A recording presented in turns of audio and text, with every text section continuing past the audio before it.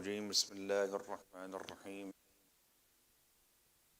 الحمد للہ والصلاة علی اہلہا اما بعد وقد قال مولانا الامام جعفر ابن محمد الصادق علیہ الصلاۃ والسلام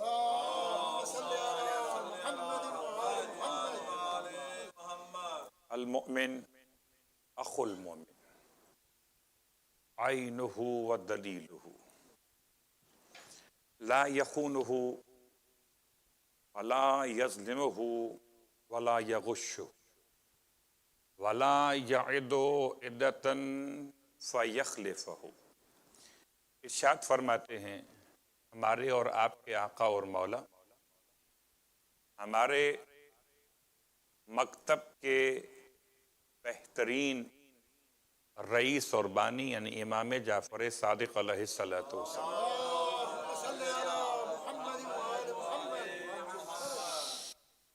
فرماتے ہیں کہ مومن مومن کا بھائی ہے، اور بھائی کس معنی میں؟ عینہ و دلیلہ، وہ اپنے بھائی کے لیے آنکھ کی طرح سے ہے، اور دلیلہ اور رہنما کی طرح سے۔ اور آپ کو اندازہ ہے کہ آنکھ کی جو اہمیت ہے پورے بدن میں، پروردگار نے زبان کو ایک مقام دیا، سماعت کے لیے 2 کان دیے، تمام کاموں کے لیے ہاتھ اور پاؤں عطا کیے، لیکن آنکھ کا جو مقام ہے اس لیے منفرد ہے کہ خدا نے آنکھ میں نور کو رکھا ہے۔ کان میں نور نہیں ہے، زبان پہ نہیں ہے، ہاتھوں میں نہیں ہے، آنکھوں میں نور ہے۔ اور امام نے مومن کو مومن کا بھائی قرار دیا اور عنوان رکھا اس کے لیے آنکھ ہے، دیکھنے والی آنکھ، اور رہنما، دلیل مانے رہنما، راستہ بتانے والا، راستہ بتانے والا۔ رکاوٹ ہو تو بتا دے گا، مشکل ہو تو بتا دے گا، اندھیرا ہو تو سمجھا دے گا، دلیل ہو۔ پھر خود دلیل کی وضاحت فرمائی، کیسا رہنما ہے مومن مومن کے لیے؟ ایسا رہنما ہے کہ نہ تو اسے دھوکہ دیتا ہے، نہ اس پہ ظلم کرتا ہے، اور نہ اس کے ساتھ خیانت کرتا ہے۔ نہ دھوکہ دینے والا، نہ ظلم کرنے والا، اور نہ خیانت کرنے والا، ملاوٹ کرنے والا، جو چاہیں کہیں، ظلم، دھوکہ دہی اور خیانت، تینوں۔ چوتھی بات اور، مومن مومن کا ایسا بھائی ہے کہ جب وعدہ کرتا ہے تو پھر وعدے کی مخالفت نہیں کرتا۔ ایسا دوست ہے، ایسا اور رہنما ہے کہ جب وعدہ کر لیتا ہے تو وعدے کی مخالفت نہیں کرتا۔ پروردگار مجھے بھی اور آپ سب کو بھی اپنے مومن بھائیوں کے ساتھ مخلص ہونے کی توفیق عطا فرمائے۔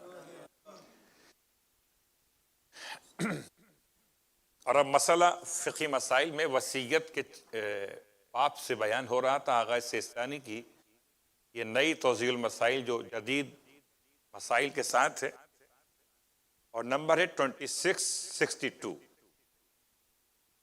2662۔ اگر کوئی شخص وصیت کرے کہ اس کی املاک میں سے کوئی چیز کسی دوسرے کا مال ہوگی، وصیت کرے کوئی شخص کہ اس کی ملکیت میں سے کوئی چیز کسی دوسرے کا مال ہوگی، تو اس صورت میں کہ جبکہ وہ دوسرا شخص وصیت کو قبول کر لے، خواہ اس کا قبول کرنا وصیت کرنے والے کی زندگی میں ہو یا اس کے مرنے کے بعد ہو، تو وہ چیز موصی کی موت کے بعد، موصی کہتے ہیں وصیت کرنے والے کو، وصی کی ملکیت ہو جائے گی۔ میں نے آپ کا نام لیا کہ میرے مرنے کے بعد یہ میرا موبائل آپ کی ملکیت ہو جائے گا، آپ کسی وقت قبول کریں تب بھی یہ بات نافذ ہو جائے گی، اور میرے مرنے کے بعد قبول کریں تب بھی یہ بات نافذ ہو جائے گی، بشرط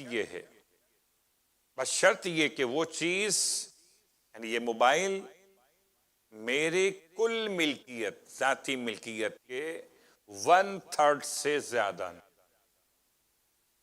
بات واضح ہوئی؟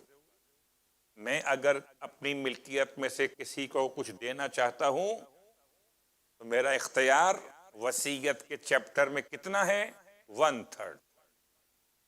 اور یہاں آپ کی خدمت میں بیان کر دوں کہ مولا ارشاد فرماتے ہیں کہ 1/3 تو آپ کا پورا اختیار ہے، لیکن آپ اپنے پورے اختیار کو استعمال نہ کریں بلکہ اس سے کم اختیار کریں، 1/4، 1/5، 1/6۔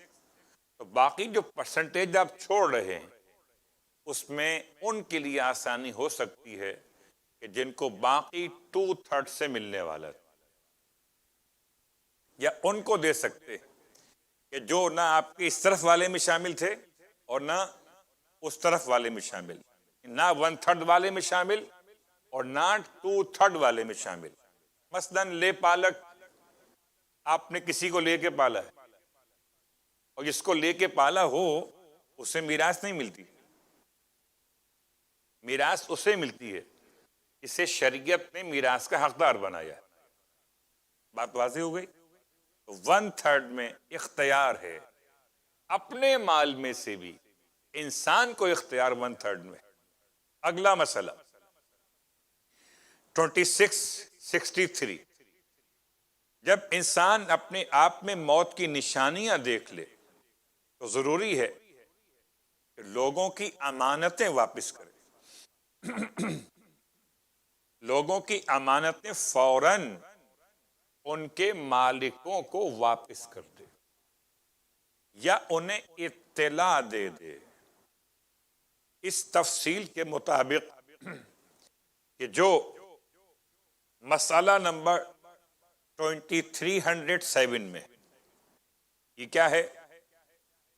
اگر امانت دار اپنے آپ میں موت کی نشانیاں دیکھے تو اگر ممکن ہو تو احتیاط کی بنا پہ ضروری ہے کہ امانت کو اس کے مالک، سرپرست یا وکیل تک پہنچا دے یا اس کو اطلاع دے دے، اور اگر یہ ممکن نہ ہو تو ضروری ہے کہ ایسا بندوبست کرے کہ اسے اطمینان ہو جائے کہ اس کے مرنے کے بعد مال اس کے مالک کو مل جائے گا۔ مثلا وصیت کرے اور اس وصیت پر گواہ مقرر کرے، اور مال کے مالک کا نام اور مال کی جنس، مال کی خصوصیات اور محل وقوع وصی اور گواہوں کو بتا دے۔ یہ سب باتیں فقہی مسئلے میں آ رہی ہیں۔ امانت کہاں رکھی ہے، کس کی ہے، کیا ہے، کیسی ہے، سب بتا دے، یعنی مال کے بارے میں مکمل آگہی وضاحت کے ساتھ لکھ دے، وصیت کرتے ہوئے، اور 2 گواہ مقرر کر دے۔ بہت آسان ہے کسی کے مال کو بطور امانت رکھ لینا، اور بڑا مشکل ہے اپنی موت سے پہلے اس امانت کی ذمہ داری کو ادا کر دینا۔ اس لیے میں نے دونوں مقامات سے مسئلہ پڑھا، ایک وصیت کے چیپٹر سے اور ایک امانت کے چیپٹر سے۔ اب آئیے، فرماتے ہیں اگر وہ لوگوں کا مقروض ہو، ایک تھی امانت، ایک ہے قرضہ، الگ ہے۔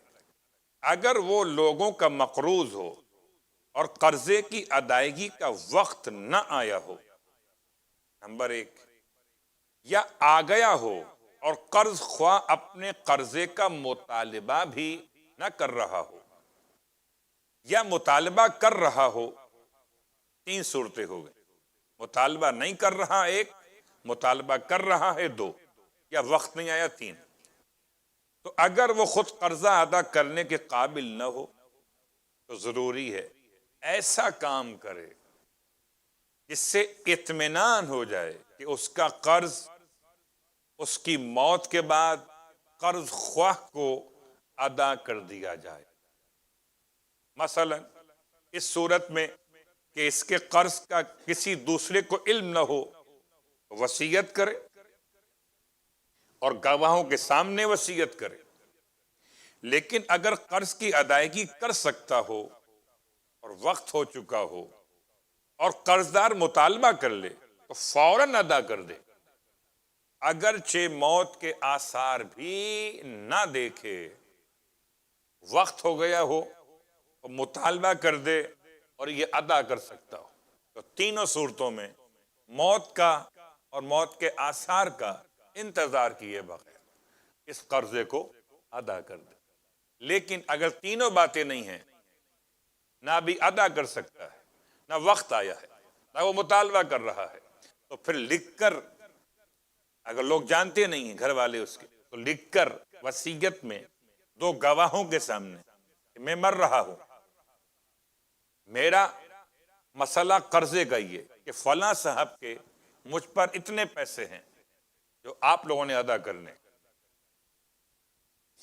اچھی بات تو یہ کہ انسان اپنا قرضہ، اولاً تو قرضہ لے نہیں، کوشش کرے کہ قرضہ ہو تو بس خدا کی رحمت کا قرضہ ہو، انسانوں کا قرضہ نہ ہو۔ اپنی چادر کو دیکھ کے پاؤں پھیلائے، خوشی غمی کے اخراجات میں کنٹرول کر لے۔ گزر جاتا ہے وقت، قرضہ گلے میں رہ جاتا ہے۔ کیا ہوتا ہے قرضہ لینے کے بعد کہ جناب آپ نے خوشی غمی میں بڑا پروگرام تو کر لیا، لوگ آئے اور کھا کے چلے گئے، آپ پر قرضہ ہو گیا، اور اب آپ کا یہ قرضہ آپ کے سوا کون اتارے گا؟ یا آپ کے یتیم اتاریں گے؟ تو کیوں اپنے یتیموں کو پریشان کرتے ہو؟ اپنے یتیموں سے خود محبت کرو اور انہیں کسی قرضے کی مشکلات میں نہ ڈالو۔ یہ الفاظ یہاں لکھے ہوئے نہیں تھے، یہ تو پیغام تھا ہم سب کے لیے۔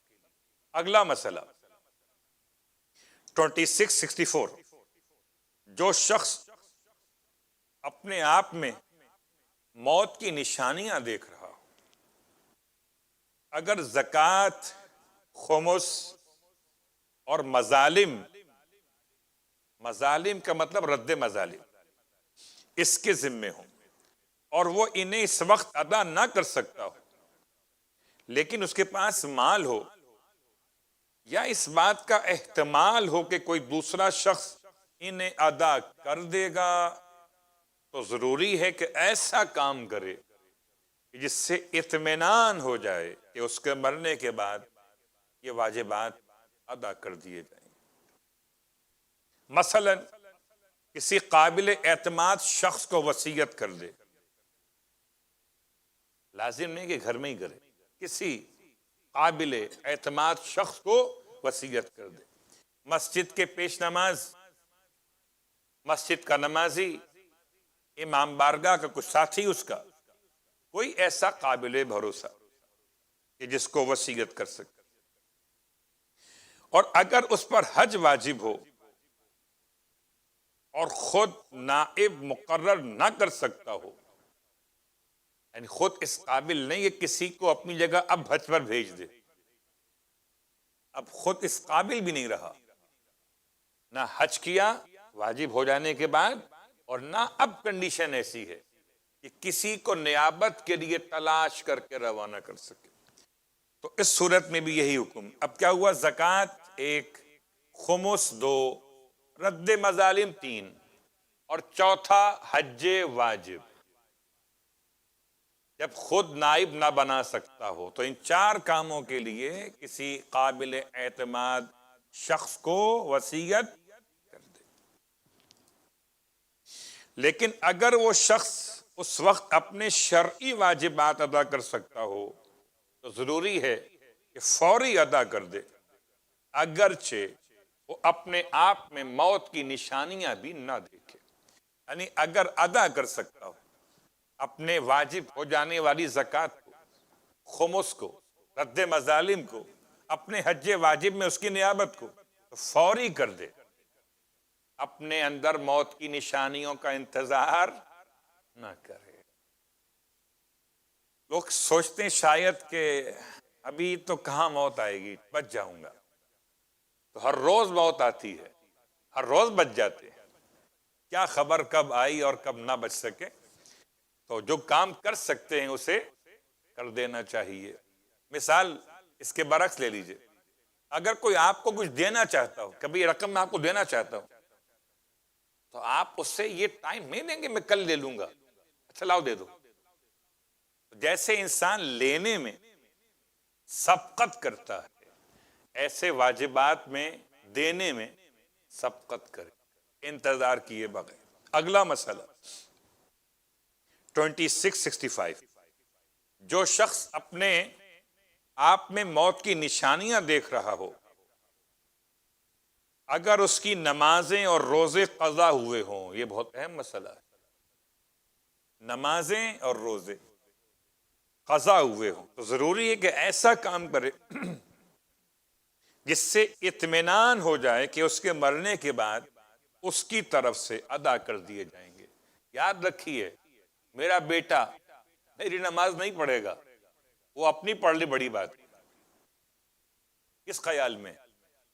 جب آپ کا دور ایسا ہے تو آپ کے بیٹے کا دور کیسا ہوگا؟ کیا مشکلات معاشی ہوں گی؟ جاب کیسی ملے گی اس کو؟ اس کی فیملی لائف کیسی ہوگی؟ کہاں کھڑے ہوئے ہیں؟ بیمار ہو سکتا ہے، وہ معذور بھی ہو سکتا ہے. وہ آپ کیا سمجھ رہے بیٹا ایسے رہے گا ایسے یہ موجود ہے؟ نہیں. تو اپنی نمازیں خود پڑھیے. تو موت کی نشانیاں دیکھ رہا ہو اور نمازیں اور روزے قضا ہو گئے تو ضروری ہے کہ ایسا کام کرے جس سے اطمینان ہو جائے کہ اس کے مرنے کے بعد اس کی طرف سے ہی ادا کر دیے جائیں. مثلا وصیت کر دے کہ اس کے مال سے ان عبادات کی ادائیگی کے لیے کسی کو اجیر بنایا جائے، اس کے مال سے، بیٹوں کے بیٹیوں کے اپنے مال سے نہیں، اس کے اپنے مال سے. مثلا وصیت کر دے کہ اس کے مال سے ان عبادات کی ادائیگی کے لیے اجیر بنایا جائے. بلکہ اگر اس کے پاس مال نہ ہو لیکن اس بات کا احتمال ہو کہ کوئی شخص بلا معاوضہ یہ عبادات بجا لائے گا، تب بھی اس پر واجب ہے کہ وصیت کرے. لیکن اگر اس کا اپنا کوئی ہو، مثلا بڑا لڑکا، اور وہ شخص جانتا ہو کہ اگر اسے خبر دی جائے اپنے بڑے لڑکے کو تو وہ اس کی قضا نمازیں اور روزے بجا لائے گا، تو اسے خبر دینا ہی کافی ہے، وصیت پھر لازم نہیں ہوگی.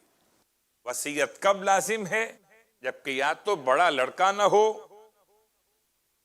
یا انسان کے پاس کوئی اور بتانے کا ذریعہ نہ ہو. لیکن اگر بڑا لڑکا موجود ہے اور اسے اطمینان ہے کہ میرا بیٹا میرے بعد میری نمازیں پڑھ دے گا، تو پھر وصیت کی ضرورت نہیں.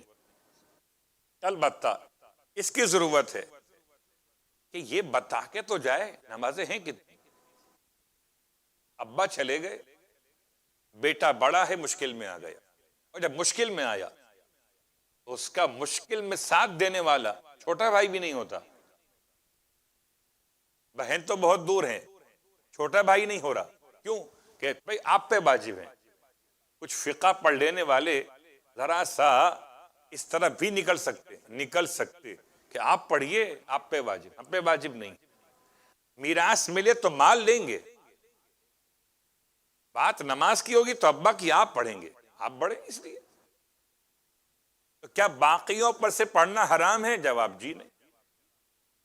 کیا اگر باقی بیٹے بیٹیاں پڑھ لیتی ہیں تو کیا نماز ادا نہیں ہوگی؟ جی ہو جائے گی. لیکن اگر بڑا والا نہیں پڑھے گا ابا کی نماز اور روزے تو خدا اس سے سوال کرے گا.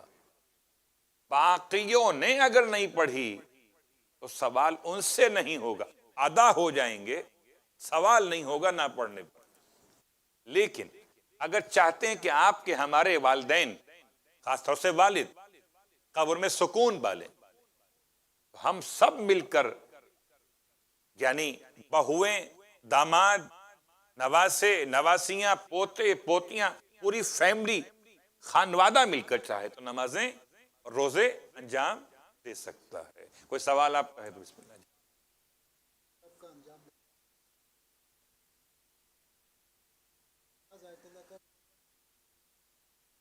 بسم اللہ الرحمن الرحیم۔ تمام مراجع الزام اس وقت معروف مراجع میں شامل ہیں، ان میں آغائے سیستانی کے لحاظ سے صرف باپ کی قضا نمازیں اور روزے بڑے والے بیٹے پر ہیں۔ آیت اللہ خامنہئی کے یہاں ماں کی نمازیں اور روزے بھی بڑے بیٹے پر رکھے گئے۔ اور کوئی سوال؟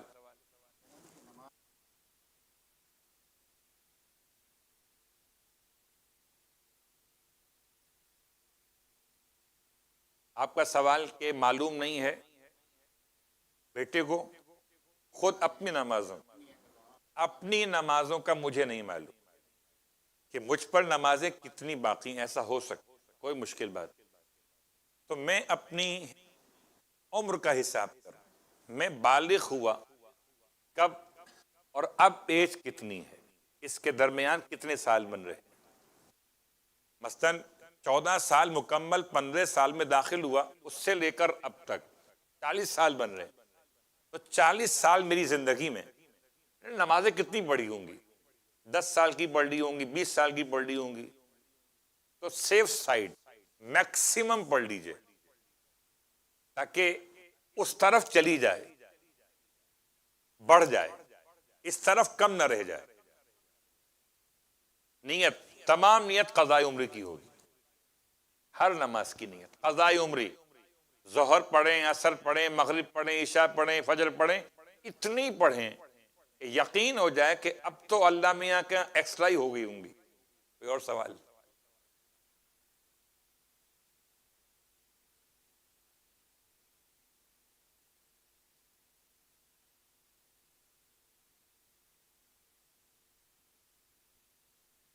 اس کا جواب یہ سوال کیا گیا کہ یہ یقین ہو گیا کہ اب قضا نماز کوئی نہیں، اب قضا نماز تو نہیں ہے، لیکن جو نمازیں پڑھی تھیں لا ابالی پن میں، ہو سکتا ہے رکوع سجود میں وہ کمال نہ پیدا کر سکے جو آج کر رہے، تو کیا اپنی نمازوں کو دہرانے کی اجازت؟ جواب جی ہاں، نمازیں دہرائی جا سکتی ہیں قربتاً الی اللہ کی نیت سے۔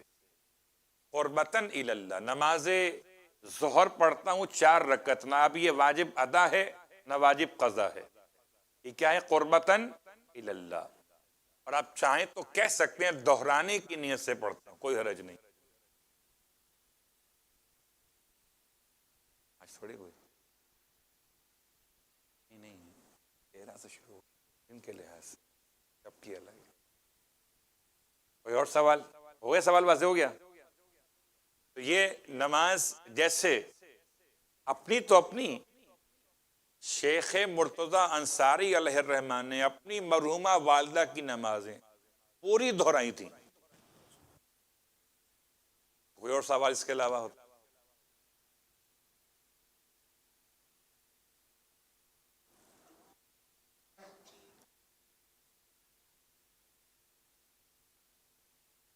بسم اللہ الرحمن الرحیم، اس کو کہتے ہیں اجرت پہ نماز پڑھوانا یا اجرت پہ روزے رکھوانا۔ بڑا بیٹا یا خود رکھے روزے یا خود پڑھے نمازیں اپنے مرحوم باپ کی، یا خود نہیں پڑھ سکتا یا نہیں رکھ سکتا تو پھر کسی کو اجرت دے کر رکھوایا جا سکتا ہے روزہ اور پڑھوا سکتے ہیں نمازیں، لیکن اس کے مسائل پھر الگ سے ہوں گے کہ اجرت پر اس سے نمازیں پڑھوانا ہے، اس کے بارے میں آپ کو کون سی معلومات ہونی چاہیے؟ کیا ہر کس و ناکس کو چلتے پھرتے کو آپ اجرت دے سکیں گے؟ کیا آپ کہتے ہیں امام مسجد کو جس پر آپ کو اعتماد ہو، اس کی نماز ٹھیک ہو اور وہ نماز واقعاً پڑھ لے، ایسا نہ ہو کہ آپ سے ایک صاحب نے عجیب مثال دی کہ ایسے لوگ بھی موجود ہیں ماشاءاللہ سے، کہتے ہیں مولانا میں نے نمازیں ایڈوانس پڑھ کے رکھ لی ہیں، اب نام بھیجنے میں ایڈ کر دوں گا، تو یہ والی گڑبڑ نہ ہو۔ نماز قضا کسی مرحوم کی ان ایڈوانس نہیں ہو سکتی، نام کے ساتھ ہوتی یا شخصیت کو معین کر کے ہوتی۔ کہ میں فلاں کی نماز قضا پڑھتا ہوں 4 رکعت. بات واضح ہو گئی. اور سوال کوئی؟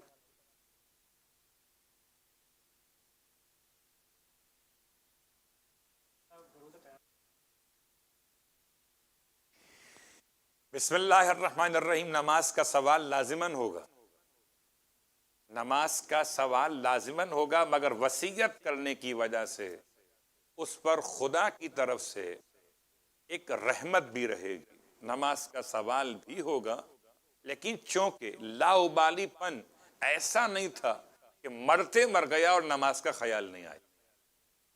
اب خدا بند عالم کے یہ اپنے رائٹس سے نماز سے وہ شاید وصیت میں توجہ کو دیکھتے ہوئے چاہے تو اپنے رائٹس کو آف کر دے.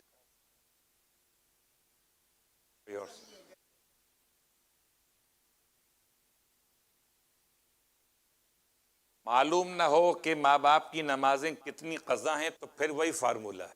ان کی ایج کا حساب کیجیے. ان کے بالغ ہونے سے لے کر ان کی موت تک کتنی ایج تھی ان کی. اور پھر بہن بھائیوں سے یا اپنے چچا خالاؤں سے پوچھئے یا ماموں سے پوچھئے کہ جناب کتنی نمازیں پڑھتے تھے ہمارے والد یا والدہ. اس کا ایک حساب کیجئے اور میکسیمم 60 نمازیں پڑھ لیجیے. اصل بات یہ ہے اطمینان ہو جائے کہ جتنی نمازیں قضا والد کی تھیں یا والدہ کی ہم نے وہ تو یقیناً پڑھ لی، بلکہ اب تو بڑھ ہی گئی ہوں.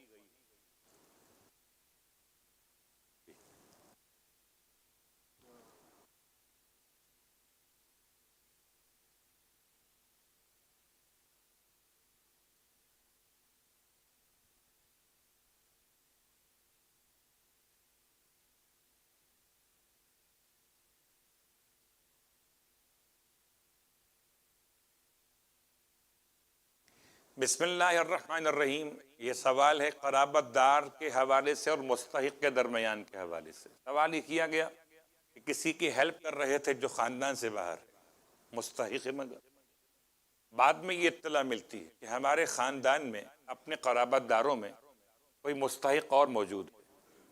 تو اگر آپ کے پاس گنجائش دونوں کی ہو، دونوں کی ہیلپ کیجئے.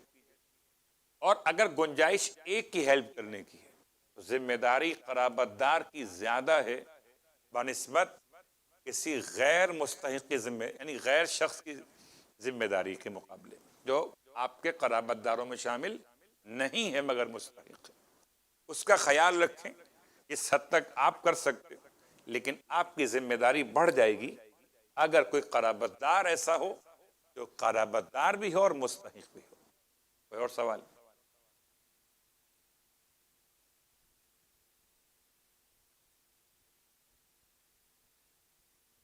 جی سوال پوچھا، مٹلو پوچھا، موبائل بولے گا.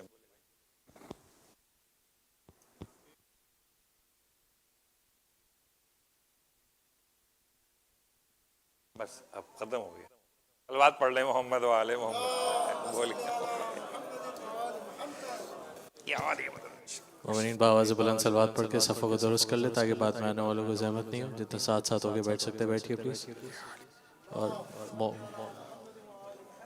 موبائل کو سائلنٹ کر دیں، سوئچ آف کر دیں تاکہ نماز کے دوران